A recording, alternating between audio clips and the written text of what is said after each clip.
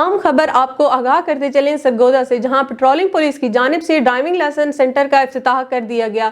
افتتاحی تقریب میں افسران سمیت شہریوں کی بڑی تعداد نے شرکت کی۔ مزید جانتے ہیں صفدر خان کی اس رپورٹ میں۔ سرگودا میں ہائی وے پیٹرولنگ پولیس کا ڈرائیونگ لائسنس سینٹر کا قیام۔ افتتاحی تقریب میں افسران سمیت شہریوں کی بڑی تعداد نے شرکت کی۔ خواتین بھی کار کا لائسنس بآسانی حاصل کر سکتے ہیں۔ سینٹر انچارج انسپکٹر جاوید حسین گجر نے تفصیلات بتاتے ہوئے کہا کہ Punjab highway patrolling post Ahmad سلیم شہید تودا لاہور سرگودا روڈ پر ڈرائیونگ لائسنس سینٹر کا قیام عمل میں لایا گیا، جس کا باقاعدہ افتتاح S P Punjab highway patrolling police Sargodha region Akhtar Hussain Joya نے کیا۔